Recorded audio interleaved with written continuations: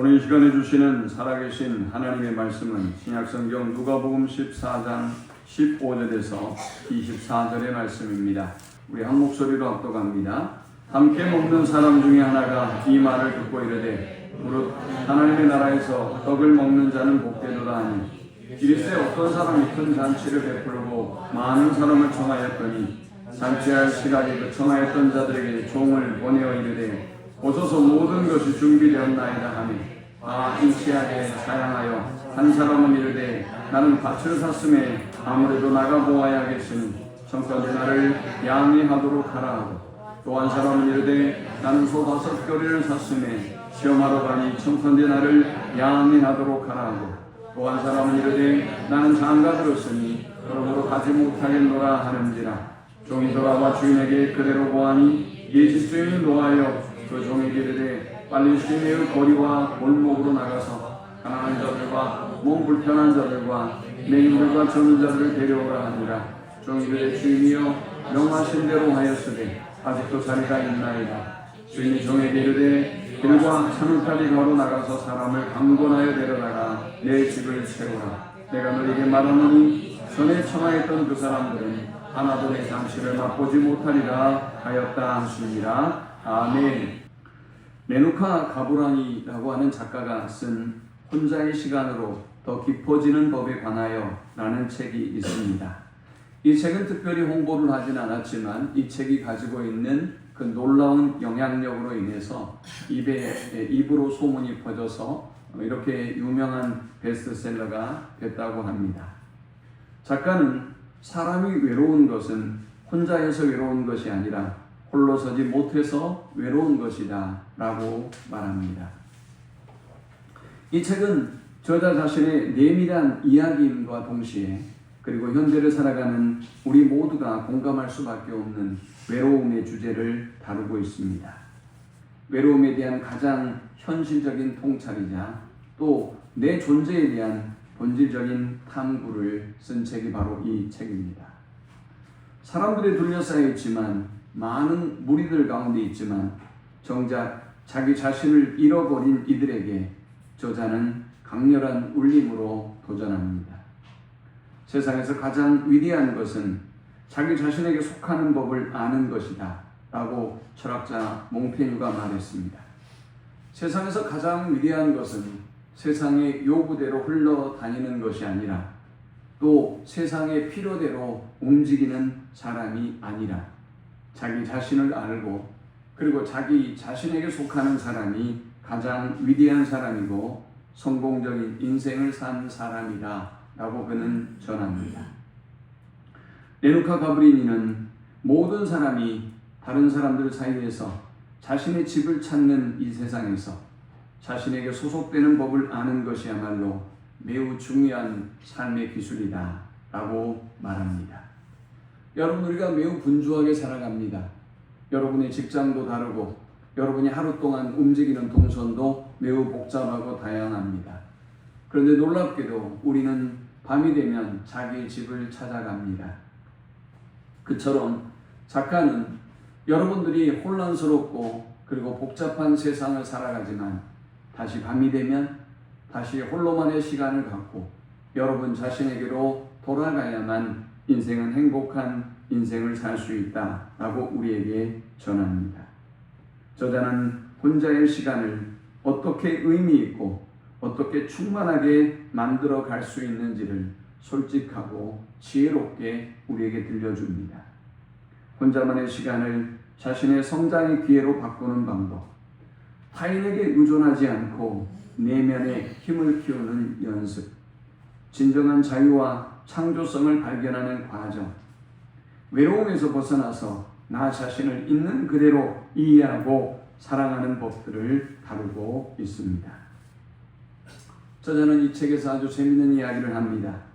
가만히 있어도 귀티가 나는 사람들이 있다는 것입니다. 가만히 있어도 귀티가 나고 가만히 있어도 품이 있는 사람들이 있다는 것입니다. 그들은 굳이 말을 하지 않아도 그냥 옆에 있는 것만으로도 마음이 편해지는 사람들입니다. 그냥 물끄러미 바라보고 같이 있고 싶을 만큼 흠모하게 되는 사람이죠. 깊고 진실한 사람 같다는 인상을 주는 사람입니다. 그는 주변에 친구가 많지 않는 것 같아 보이지만 그러나 빛이 나는 사람입니다. 화려한 언변이나 눈에 띄는 외모가 아니어도 진짜 자신과 깊이 연결된 사람만이 갖는 남다른 분위기를 풍기는 그런 사람입니다. 그저 가만히 있어도 귀티가 나고 품위가 있고 그리고 그 사람들과 함께하고픈 사람에게는 5가지 공통적인 특징이 있다고 합니다. 먼저 그들은 자기의 속도를 지키는 사람입니다. 그들은 자기를 남들과 비교하지 않습니다. 그들은 다들 이렇게 살아가니까 나도 이렇게 살아가야 돼 라고 초조해 하지 않습니다. 나는 지금 이만큼이 좋아 라는 감각을 균형을 잃지 않는 사람입니다. 그는 출근길 지하철에도 북적이는 모임에서도 조용히 자기의 페이스를 유지합니다. 그들은 자기만의 고요한 시계를 들고 사는 사람들입니다. 그들은 전혀 조급하지 않습니다. 그래서 멀리 보고 멀리 갈 수 있습니다.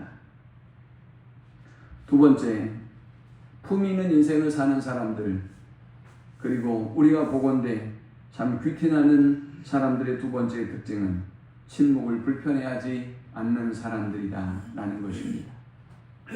사람들은 침묵을 어색하게 생각합니다.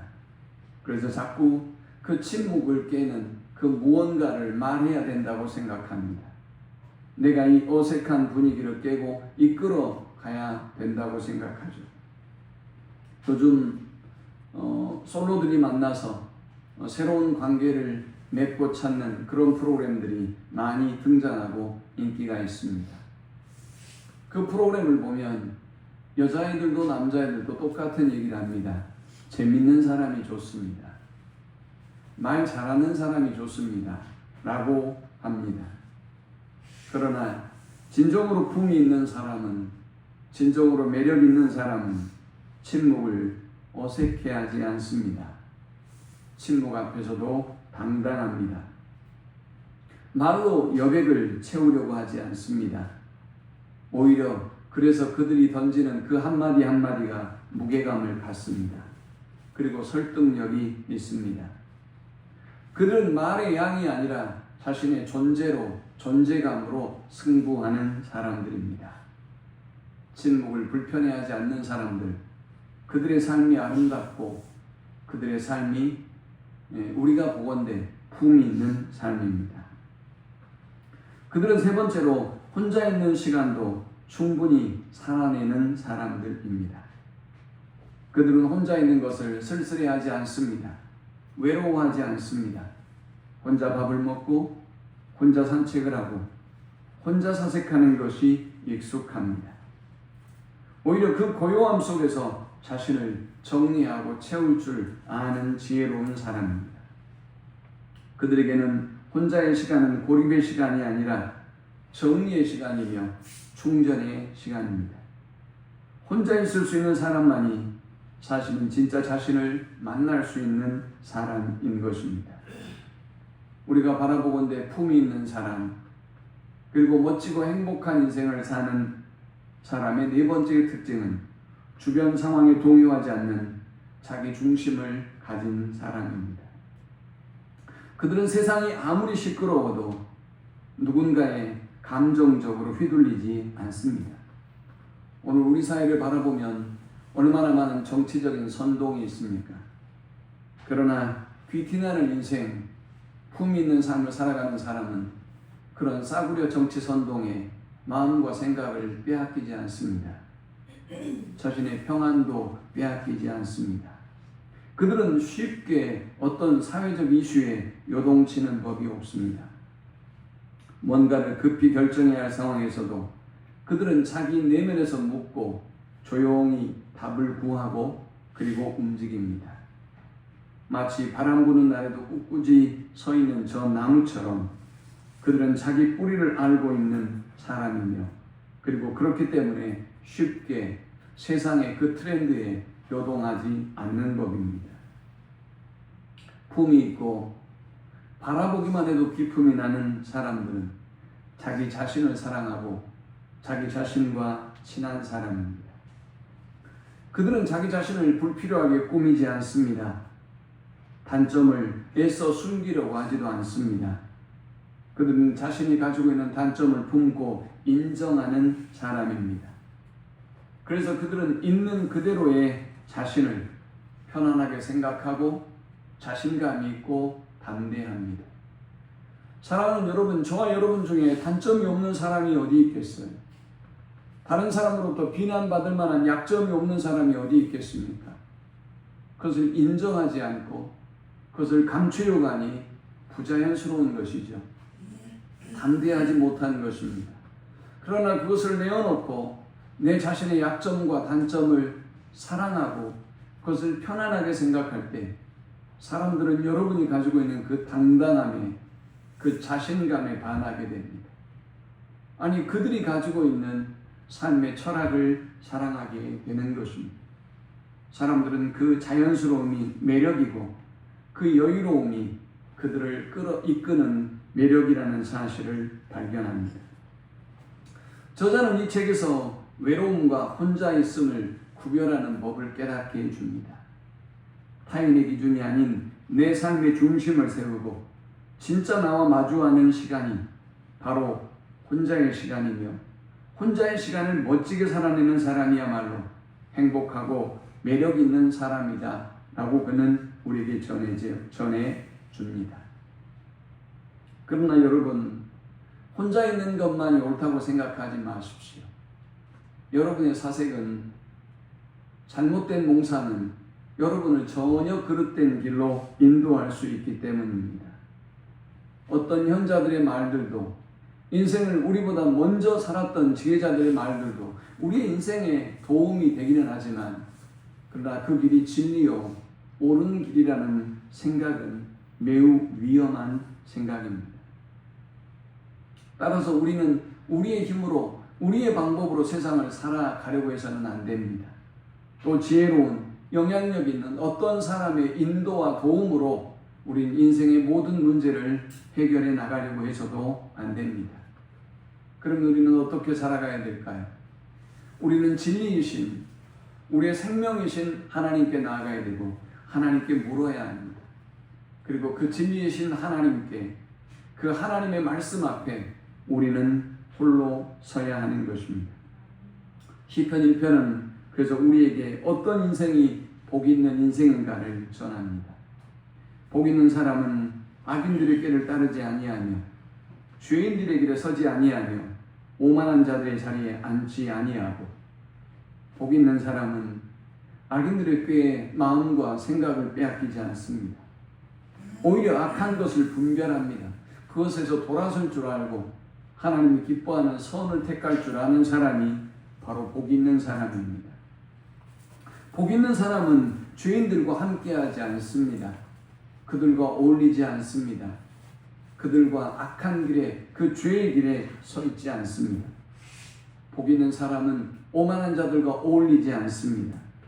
복 있는 사람은 그러면 어떤 사람일까요? 복 있는 사람은 오직 여호와의 율법을 즐거워하여 그의 율법을 주야로 묵상하는도다 했습니다. 복 있는 사람은 하나님 앞에 섭니다. 복 있는 사람은 하나님의 말씀 앞에서 자신을 봅니다. 복 있는 사람은 하나님 앞에서 비록 연약하지만, 많은 한계와 연약함을 가지고 있지만 주님이 사랑하시는, 주님이 그토록 귀히 여기시는 자신의 모습을 보게 됩니다. 복 있는 사람은 자기 신념을 믿지도 않습니다. 복 있는 사람은 세상의 트렌드와 요구를 쫓지도 않습니다. 그저 묵묵히 진리의 말씀을 주야로 묵상하고 그 말씀을 사모하며 그 말씀의 인도를 받는 사람입니다. 이 복 있는 사람은 시편 1편 3절 4절은 이렇게 말씀합니다. 그는 시냇가에 심은 나무가 철을 따라 열매를 맺으며 그 잎사귀가 마르지 아니함 같으니 그가 하는 모든 일이 다 형통하리로다. 악인들은 그렇지 아니하며 오직 바람에 나는 겨와 같도다. 사랑하는 여러분, 바쁘고 분주하게 사는 것 좋습니다. 여러분이 저 세상의 요구대로 명예를 얻고 성공을 하고 이름을 내고 높은 위치에 도달하는 것, 물론 사람들이 보기에 좋아 보입니다. 그러나 사랑하는 여러분, 여러분이 여전히 불행하다면, 여전히 고통과 두려움과 불안 속에 살아가고 있다면 그것은 그릇 살아온 내 인생에 대한 하나님의 말씀이라는 사실을 우리는 기억해야 합니다. 우리는 하나님 안에 있을 때만이 참된 자신을 만납니다. 우리는 진리의 말씀과 만날 때 세상에 참된 것이 무엇이며 우리가 쫓아가야 할 길이 무엇인가를 발견하게 됩니다. 오늘 본문은 이렇게 시작하고 있습니다. 함께 먹는 사람 중에 하나가 이 말을 듣고 이르되 무릇 하나님의 나라에서 떡을 먹는 자는 복되도다 하니 했습니다. 이 말씀이 과연 어떤 말씀일까요? 어떤 사람이 큰 잔치를 배설하고 많은 사람을 초청합니다. 그리고 주님은 이 초청하는 이 잔치의 비유를 통해서 어떤 사람이 정말 복 있는 사람인지 우리에게 말씀하고 있습니다. 천국은 잔치에 비유됩니다. 이 천국은 성경의 두 가지의 개념으로 설명됩니다. 먼저는 미래적인 개념입니다. 저와 여러분이 이 땅에서 사명을 다하고 하나님의 품에 갔을 때 누리게 되는 천국입니다. 두 번째 천국이 성경에 등장하죠. 이 두 번째 천국은 주님의 주권과 통치 아래 거하는 사람이 누릴 수 있는 나라입니다. 우리가 죽어서도 천국에 가지만 이 땅에서도 우리는 천국의 삶을 살아갈 수 있습니다. 그러나 아무나 이 천국의 삶을 살아갈 수 있는 것은 아니라고 주님은 말씀하시죠. 주님의 주권을 인정하고 주님의 통치 아래 거하는 사람만이 이 천국을 누리며 살아갈 수가 있는 것입니다.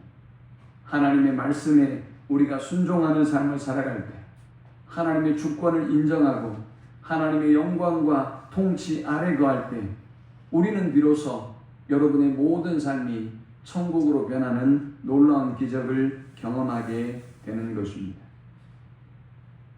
우리는 이 본문을 통해서 먼저 천국은 더 이상 갚을 것이 없는 모든 것이 준비된 잔치임을 보게 됩니다. 14장 14절에는 그리하면 그들이 갚을 것이 없으므로 내게 복이 되리니 이는 의인들의 부활 시에 내가 갚음을 받겠습니다 하시더라 했습니다. 우리가 이 본문의 문맥을 가만히 들여다보면 예수님께서 천국의 잔치에 참여하게 될 때 주님이 우리가 짊어지고 있는 모든 세상의 짐들을 다 갚아주시고 이제는 더 이상 갚을 빚이 없다라고 말씀하고 있습니다. 그것이 우리가 주님이 초대한 잔치에 참여하게 될 하나님의 백성들이 누릴 복입니다. 그래서 저는 여러분들이 얼마나 많은 물질의 복을 누리고 살아가는지 모르겠어요.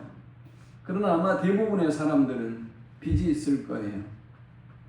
은행에 대출을 다 끼고 집을 살고 있거나 사업을 위하여 대출을 했거나 나름대로 이제 다 대출을 어느 정도 가지고 살아가고 있을 것입니다.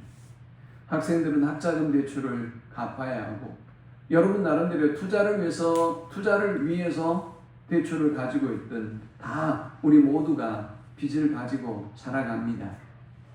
우리의 생을 마감할 때까지 어쩌면 우리는 이 빚 속에 살아갈지 모릅니다. 사도 바울의 말처럼 우리는 사랑의 빚을 지고 살아갑니다. 예수님의 사랑의 빚을 우리가 지고 살아가고 여러분을 사랑하고 여러분을 위하여 헌신한 사람들의 빚을 지고 살아갑니다. 여러분을 가르치고 여러분에게 말씀을 전하고 여러분을 위하여 기도해 준 그 사람들의 기도와 헌신의 빚을 지고 우리는 살아가고 있습니다. 그런데 또 하나의 빚이 있죠. 바로 죄의 빚입니다. 저와 여러분이 이 땅에 살아가면서 우리의 연약함으로 인하여 하나님을 버리고 하나님의 말씀을 버리고 수많은 죄악을 범했습니다. 그런데 주님은 주님의 죽음과 부활로 말미암아 우리의 모든 죄에 대한 값을 대가를 지불하시고 우리의 모든 죄의 빚을 대신 갚아 주시겠다고 말씀하셨습니다. 우리의 빚을 갚아 주신 것이 이 잔치의 첫 번째 특징일 뿐만이 아니라 이 잔치의 두 번째 특징은 모든 것이 준비되었습니다. 저와 여러분이 이 잔치에서 누릴 만한 모든 것이 준비된 곳, 그것이 바로 천국입니다. 저와 여러분이 누릴 수 있는 최고의 복을 예비하고 준비한 곳, 그것이 바로 천국인 것입니다. 로마서 14장 17절에는 이 천국의 본질에 대해서 이렇게 말씀합니다. 하나님의 나라는 먹는 것과 마시는 것이 아니요 오직 성령 안에서 의와 평강과 희락이라 라고 했습니다. 주님은 하나님의 나라의 속성에 대해서 크게 세 가지로 말씀하고 있어요. 하나님의 나라는 먹는 것이 아니에요. 하나님의 나라는 마시는 것이 아니에요. 하나님의 나라는 물질로 채워지는 것이 아니에요. 하나님의 나라는 여러분이 그토록 수고하는 노력과 성공과 명성으로 획득하고 얻을 수 있는 나라가 아니에요. 여전히 우리는 그런 야망과 욕심을 가지고 살아가고 있지만 채우지 못하는 그 늘 궁핍함이 우리의 삶 속에, 그 허전함이 우리의 삶 속에 있습니다. 하나님의 나라가 아니지요. 그런데 하나님의 나라에 대해서 하나님은 바울을 통해서 세 가지를 말씀합니다. 의와 평강과 희락의 나라다라는 것입니다. 그렇습니다. 사랑하는 여러분, 하나님의 나라의 첫 번째 특징은 바로 의의 나라입니다. 우리는 이 땅에서 늘 의에 굶주리고 목마릅니다. 여당을 지지하는 여러분, 의에 줄이고 목마르시죠. 야당을 지지하는 여러분, 의에 줄이고 목마르시죠. 여러분 그래서 늘 정의를 외치고 계시는 거예요. 여러분이 그래서 늘 다른 사람을, 여당을 지지하는 사람은 야당을, 야당을 지지하는 사람은 여당을 증오하고 미워하고 살아가는 거예요. 여러분이 다른 사람들을 정죄하기를 좋아하시죠. 여러분이 의에 줄이고 목마르고 있다는 것을 의미하는 거예요. 여러분 자신도 의롭지 못하면서도 우리는 그렇게 의에 줄이고 목마른 삶을 살아요. 그런데 저와 여러분이 천국에 가면 의에 대해서 부족함이 없어요. 나 같은 사람을 구원해 주시고 의인으로 삼아 주시는 그 하나님의 놀라운 은혜가 저와 여러분을 채우고도 넘쳐나게 하기 때문이, 다른 사람, 저런 사람이 어떻게 예수 믿고 저런 사람이 어떻게 목사고 장로고 권사냐고 손가락질 했던 여러분들이 그들을 향한 주님의 그 놀라운 의와 그 은혜와 사랑을 보며 오히려 정죄하고 비난하기보다는 하나님을 찬양하며 경배하게 돼요. 우리가 천국을 누리고 천국에 거하게 되면 우리는 의가 가득한 세상을 보게 됩니다. 더 이상 부족하지 않아요. 두 번째, 천국은 어떤 나라입니까? 천국은 평화입니다. 여러분들이 온전히 주님의 주권과 통치 아래 거하면 주님은 우리에게 평화를 주십니다. 하나님의 통치와 인도하심 아래 부족함이 없습니다. 그곳에서 우리는 평화를 누립니다. 하나님의 말씀에 순종하는 삶을 살아가며 그곳에서 평화를 누립니다. 불안한 세상, 불안한 환경에 전혀 초조하지 않습니다. 하나님의 보호와 인도하심을 믿으며 그 속에서 우리는 최고의 평강을 누리며 사는 것입니다. 하나님의 나라는 세 번째, 희락입니다. 여러분이 이 땅에 살아가면서 얼마나 많은 상처를 받습니까? 얼마나 찢어지는 슬픔과 외로움과 고통으로 살아가고 있습니까? 그런데 우리 주님은, 주님이 통치하는 그 나라는, 우리가 천국에 도달해서 만나는 그 나라는 기쁨입니다. 희락입니다. 돈 주고 살 수 없는 기쁨, 아니 돈 주고 샀어도 금세 사라지는 그 기쁨이 아니라 하나님은 우리가 영원히 사라지지 않는 영원한 기쁨을 누릴 수 있는 은혜를 주십니다. 어떤 사람에게 말입니까? 하나님의 주권과 하나님의 통치 아래 거하는 사람에게 하나님은 그 복을 주시는 것입니다. 사랑하는 여러분, 세상에서는 이런 천국을 맛볼 수가 없어요. 그런데 주님은 우리의 모든 채무를 갚아주시고 의를 주시고 평강을 주시고 우리에게 영원한 생명을 주기 위하여 우리를 이 천국의 잔치에 초대해 주셨습니다. 이 주님의 나라에서 의와 평강과 일합을 충만하게 누리는 복된 성도들이 될 수 있기를 축원합니다. 이 본문을 통해 우리가 얻을 수 있는 두 번째 영적 교훈은 이 잔치에 초대받은 사람이 복 있는 사람이다 라는 것입니다. 주님은 모든 빚을 갚으시고 모든 것을 준비하시고 사람들을 초대했습니다. 16절에 이르시되 어떤 사람이 큰 잔치를 베풀고 많은 사람을 청하였더니 잔치할 시각에 그 청하였던 자들에게 종을 보내어 이르되 오소서 모든 것이 준비되었나이다 하매 했습니다. 주인은 모든 사람을 청했고 모든 것을 다 준비했습니다. 그런데 놀랍습니다. 이 사람들의 반응이 참으로 놀랍습니다. 18절에 보니 다 인치하게 사양하여 한 사람은 이르되 나는 밭을 샀음에 아무래도 나가 보아야겠으니 청컨대 나를 양해하도록 하라 하고 했습니다. 여러분, 어떤 사람이 잔치에 초대했는데 이 잔치를 거절할 수 있을까요? 그 잔치를 초대한 사람이 여러분의 삶의 중요한 분이 아닐 때 가능합니다. 그분보다 훨씬 더 중요한 분들이 많을 때 여러분은 그 잔치를 택하지 이렇게 하찮은 잔치에 초대에 응하지 않는 것입니다. 제가 이번 주 월요일에 갑자기 스케줄이 잡혔어요. 우리 청소년부 수련회가 계속 진행되고 있는데 갑자기 저 학교 총장님이 어떤 분들과 식사 약속을 잡아서 갑자기 6시에 식사를 해야만 되는 상황이 됐어요. 물론 우리 수련회와는 겹치진 않습니다. 저한테 시간이 괜찮냐고 물었는데 제가 나름대로 다른 스케줄이 있지만 그분들의 스케줄에 저의 스케줄을 맞추는 것입니다.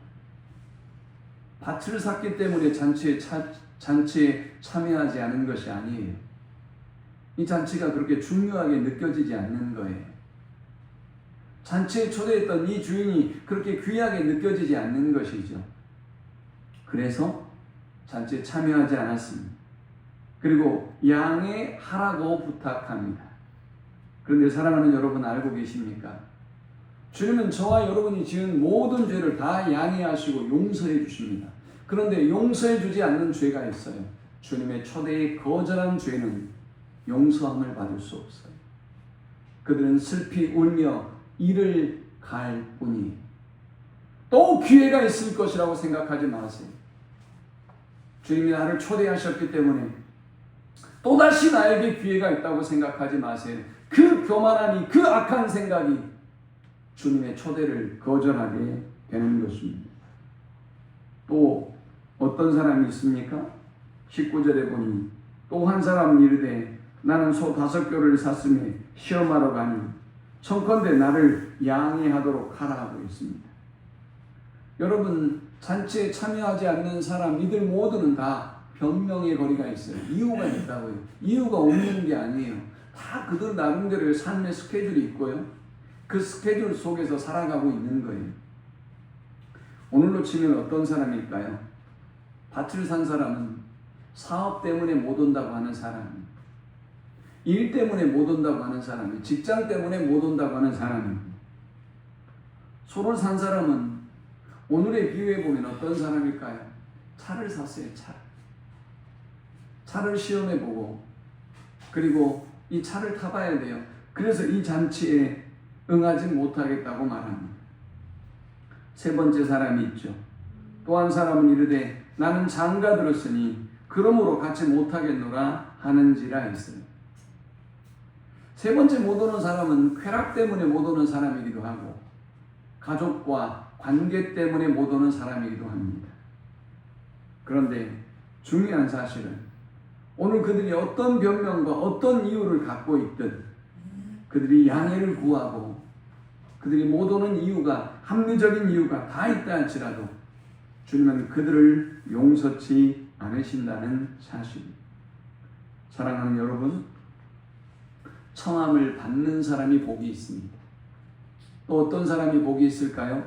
그 청함에 순종하는 사람이 복이 있습니다. 21절에 종이 돌아와 주인에게 그대로 고하니 이에 집주인이 노하여 그 종에게 이르되 빨리 시내의 거리와 골목으로 나가서 가난한 자들과 몸 불편한 자들과 맹인들과 저는 자들을 데려오라 하니라. 종이 이르되 주인이여 명하신 대로 하였으되 아직도 자리가 있나이다 했습니다. 가장 먼저 초대했던 사람들은 초대받을 만한 자격이 있는 사람입니다. 그러나 두 번째 초대를 받았던 사람들은 초대받을 만한 자격은 없어 보여요. 아니, 밭을 살 돈도 없고요. 소를 살 만한 그런 상황도 아니에요. 어쩌면 그들이 가지고 있는 핸디캡 때문에 장가를 듣지 못할 수도 있어요. 그러나 이들이 복 있는 이유는 무엇일까요? 그들이 가지고 있는 그 핸디캡 때문에 이 주님의 초대에 응한 것입니다. 이 주인의 초대에 응한 것입니다. 사랑하는 여러분, 저와 여러분이 이 땅에서 많은 핸디캡을 가지고 살아갑니다.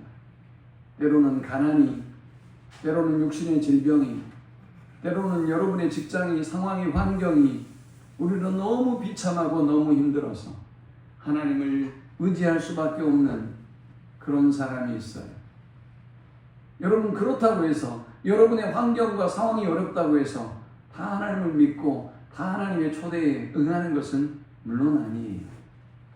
그러나 그런 핸디캡이 있어서 그것으로 인하여 그것이 하나님께 나아가는 걸림돌이 되지 아니하고 오히려 하나님께 나아가는 중요한 키가 되었다면 여러분이 가지고 있는 그 어려움, 그 연약함은 오히려 장점이 되고 하나님의 축복이 될 것입니다. 어찌됐건 그들은 이 핸디캡을 가지고 있었기 때문에 이 주인의 초대에 기꺼이 순종합니다. 어떤 사람이 복 있는 사람이라고요? 바로 여러분이 가지고 있는 어떤 핸디캡, 어떤 문제에도 불구하고 주님께 나아가는 사람이 복 있는 사람입니다. 오늘 여러분이 가지고 있는 것이 그 무엇이든 주님께 나아가는 데 방해가 되는 것은 기꺼이 버리고 물리치고 부인하고 하나님 앞에 나아가는 우리 모두가 될 수 있기를 축원합니다. 마지막 우리가 또 한 가지 기억할 사실은 주님이 주신 사명에 충성하는 사람이 복 있는 사람이다 라는 것입니다. 22절에 종이 이르되 주인이여 명하신 대로 하였으되 아직도 자리가 있나이다. 주인이 종에게 이르되 길과 산울타리 가로 나가서 사람을 강권하여 데려다가 내 집을 채우라. 내가 너희에게 말하노니 전에 청하였던 그 사람들은 하나도 내 잔치를 맛보지 못하리라 하였다 하시니라 했습니다. 여러분이 이 땅에서 많은 복과 은혜를 누리고 계십니까? 그러나 그것 때문에 하나님과 멀어졌다면, 그것들이 하나님께 예배하고 하나님을 섬기는 일에 걸림돌과 장애물이 되었다면 여러분은 복을 받는 것이 아니라 하나님의 심판과 진노 가운데 있다는 사실을 기억해야 합니다. 주님은 강권하여 내 집을 채우라 라고 말씀하고 있습니다. 저는 강권하여 내 집을 채우라 라는 이 말씀을 생각할 때마다 소돔과 고모라의 심판 직전의 상황을 떠올립니다. 하나님께서 선자 둘을 소돔과 고모라의 심판 직전에 소돔과 고모라에 보냅니다. 천사들이 심판을 바로 앞에 두고 있는 아브라함의 조카 롯의 집에 찾아왔습니다. 아마도 저녁 늦게 도착했을 것입니다. 그리고 이렇게 소식을 전합니다. 내일 여기에 심판이 임할 것이요. 하나님의 심판이 다가오고 있어. 이 도성의 죄악은 더 이상 하나님의 심판을 피할 수가 없어. 얼른 서둘러서 이 성을 떠나야 하오라고 선포했습니다. 빨리 이 성을 떠나야만 우리가 살 수 있고 생명을 보존할 수 있고 구원을 받을 수 있소라고 외쳤습니다. 이걸 누가 믿었겠습니까? 이들은 무리한 불청객에 불과했습니다. 잠자리에 들려고 했는데 그 시간에 찾아온 무리한 불청객 말입니다. 그러나 천사들은 물러서지 않습니다. 이것은 우리의 얘기가 아니요, 이것은 하나님의 말씀이요, 심판을 피해야 하오, 살아야만 하오, 제발 내 말을 듣고 이 성에서 지금 어서 출발해야 하오 라고 선포했습니다. 그러나 그들은 쉽게 움직이지 않았습니다. 그 자리를 피하지 않았습니다. 성경은 롯의 사위들에 관해서 기록합니다. 롯의 사위들은 이 하나님의 말씀을 들었습니다. 그러나 그 롯의 사위들은 하나님의 말씀을 농담으로 여겼다라고 쓰고 있습니다. 사랑하는 여러분, 하나님의 말씀을 농담으로 여기지 마십시오.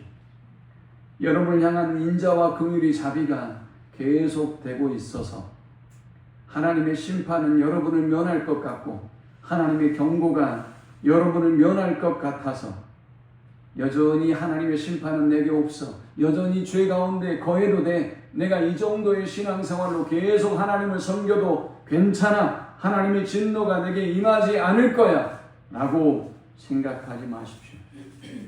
농담으로 여기지 마십시오. 하나님의 진노의 심판이 곧 저와 여러분에게 임합니다.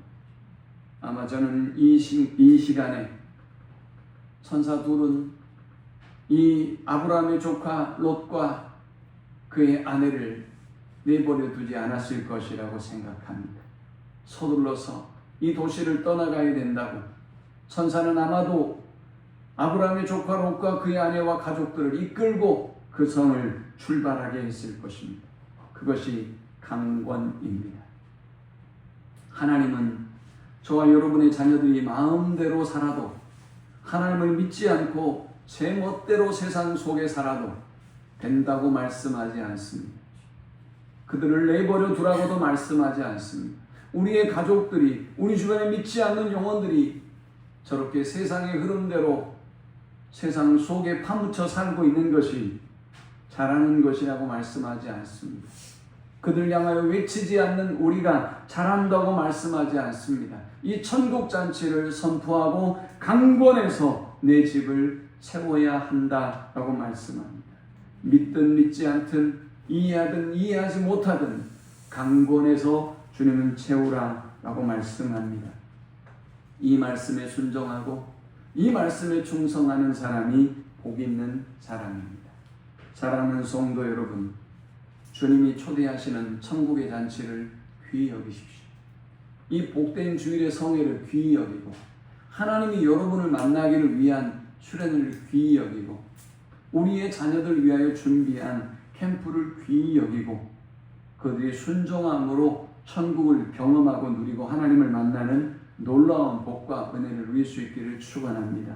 강권하여 우리가 사랑하는 가족들을, 우리가 사랑하는 사람들을 이 천국의 잔치로 인도하는 우리 모두가 되실 수 있기를 축원합니다.